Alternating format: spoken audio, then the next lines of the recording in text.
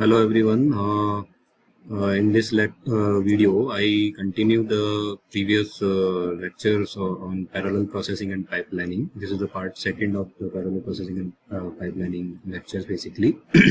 So previously we have seen what is basically the parallel computing, what is the meaning of pipelining, and how can we speed up and increase the throughput of a computer system by using the pipelining concept. Okay, so right now we'll see how we can implement the same pipelining concept with the instruction also. I mean, this is called basically the instruction pipelining basically. Okay, so instruction basically the instruction cycle contain 6 phases in a particular instruction cycle we have, in which very first, as we know that very first we have to require to fetch an instruction from the memory. As we know that all the instructions are stored in memory basically, so very first we require to fetch the instructions, and then in the second step we have to require to decode the instruction. Okay, and then calculate the effective address of the operand. This one is the third step, and then fetch the operand from the memory. Okay, effective address, as we know that effective address is the address of the operand plus any other register value are also added if it is include with some addressing modes also. Okay, and then in the fifth step we in the instruction cycle is execute the operation, and finally is store the result in proper place. Means after performing the instruction fetch that particular instruction on that particular operand, the computer will store the result on the proper place basically. Okay, as we know that some of the instruction is keep some phases. Effective address calculation can be done in the part of decoding phases. These are some of the techniques through which we can reduce the 6-phase instruction cycle in some 3-stage or 4-stage pipeline or instruction cycle basically. Okay, for example, below in that particular slide we have one of the example of 4-stage pipeline. Okay, in 4-stage pipeline, what it is there means very first stage fetch an instruction from memory. That is very first instruction step. Okay, and then second step we must decode the instruction and calculate the effective address of the operand. Means parallelly we perform the two tasks, decode the instruction and calculate the effective address of the operand in second stage. Okay, and then third one is FO, means fetch the operand. Okay, operand we have to require to fetch, and then finally execute the operation on these operand basically. Means the instructions that are fetched earlier will perform on the operand that are placed in the step number 3 and store the result on the proper place in the 4th stage basically. Okay, so this one is the 4-stage pipeline, and we reduce the 6 phases of instruction cycle in 4-stage pipeline to understand how a pipelining can improve the instruction and instruction execution basically. Okay, so in the next slide we have this one. Instruction pipeline means execution of 3 instruction in 4-stage pipeline. So from here we can see that all the instructions are conventionally, means this one is the one of the conventional method in which at a time only a single instruction is executed in a sequential manner, while in pipelining in below we can see here in below diagram, this is the pipeline structure of 3 instruction in 4-stage pipeline. And from here we can easily understand that last video also I have explained that very first instruction required the complete 4 clock pulses basically. Okay, and the remaining only required to execute only required +1, +1 and +1. Okay, so this is the advantages of the pipeline structure. From here, from this diagram we can easily understand how pipeline can improve the throughput of the computer system basically. Okay, this one is the one of the block diagram in the segment form, the flow chart we can say. Okay, so in the segment 1 fetch the instruction from the memory and then decode the instruction and calculate the effective address. This one is the segment 2, and this is very important thing that we have to require to understand.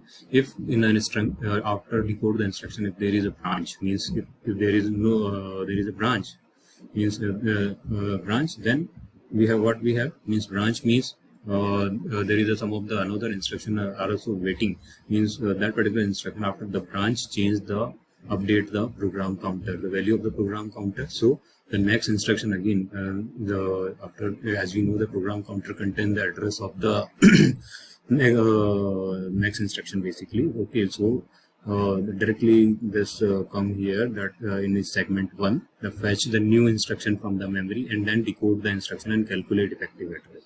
If again we there is a some check for the branch, if there is no branch, then what we will perform, we fetch operand from the memory, okay, and execute the instruction, okay, execute that particular instruction basically. Okay, means if there is a branch, then this branch change the content of the program counter. And finally, after execute the instruction, if interrupt is there, means if interrupt is there, then interrupt handler is remain with the computer system, okay. And if interrupt is not there, okay, then directly if there is no interrupt, then again we will start the cycle from fetch the instruction from the memory and then decode and fetch operand and execute the instruction.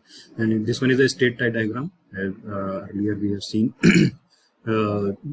performance of a pipeline system is represented by using the state type diagram basically. From here you can see the instruction 1, instruction 2 and instruction 3. Here it is showing branch. If branch is here, means the next instruction will wait after completion of the whole instruction, completion of the whole instruction completion basically. After that, new instruction will start. The new instruction fetch from memory will be start, and again the pipelining will occur. Okay, so this is the basic concept through which we can easily understand 4-stage pipeline. Okay, this is the same flow chart of the pipeline that we have seen in earlier slide. Okay, and this is the space-time diagram in more detail. You can easily understand from here that we have discussed in the previous slide also. These are some of the hazards. Hazards means the problem may occurs if we are using the pipeline structure. Okay, so structural hazards, data hazards, and control hazards. Before discussing the structural hazards, we should have to understand what is basically the data hazards and control hazards. Data hazards means, as the name implies, this type of hazards occurs due to data dependency conflict. Okay, data dependency conflict means if some of the instructions have a dependency on the result of previous instruction, then this type of data hazards occur. Okay, and we can easily understand this type of data hazards from here. For example, instruction 1 required to store the content or add b plus c and store the result in register R1, and instruction 2 that perform increment in the R1 and then store the result again in the R1. And from in the pipelining structure, if we see here, then very first fetch the instruction add, then decode the instruction, okay, on the same stage and on the same clock pulse. The second instruction initiate and instruction is fetched from the memory, okay, increment instruction. And in the third stage of the first instruction, B and C means fetch the operand, B and C are fetched, and on the same stage and the same clock cycle, the another instruction will decode the instruction. And after that, means finally what will happen in on that particular stage, the instruction 1 perform addition, but third one means fetch the operand, means fetch the operand for the second instruction is what? R1, the value of the R1, but it is not available here because it will come after performing this addition. It's not available right now. So this bubble, this one is the bubble. This is called technical term basically, means this bubble occur, and this is only due to the means the pipeline may failed here. So this is the data dependency here. So this one is the data hazards. Okay, we can say this one is the data hazards. Another one is control hazards, that is occurred due to the branch difficulties. It means the delay occur due to the branch. Means a branch is there and that may sometime may cause the delay in the instructions. Okay, for example, control hazards. From here we can see that suppose this one is the one of the instruction, this one the program counter, and in the same instruction, if there is a branch, and then definitely it will change the uh, content of the program counter. Okay, then if change the content of the program counter, then definitely this instruction will wait. Means this bubble is here. Means due to the branch, this bubble occurs, and due to the branch, the first instruction like may put in some idle state or may execute after some time. So delay occurs here. This is called control hazards. Okay, and another one is structural hazards. This structural hazards occur due to the resource conflict. Okay, resource conflict we can easily understand from here that means occur when some resource has not been duplicated enough to allow all combination of instructions in pipeline to execute. For example, suppose we have one memory port. Okay, and this memory port is used for data and instruction fetch. Okay.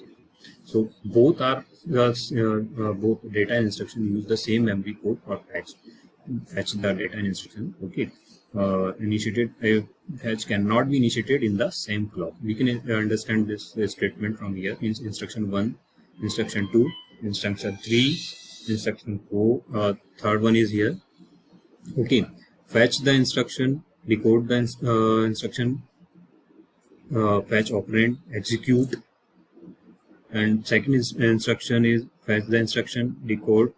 Okay, it's all there is no problem here. Okay, but in the third instruction, what will happen? Means here the first instruction required fetch the operand, second instruction in that particular clock cycle required decode the instruction, and first and the third instruction in the very first stage required to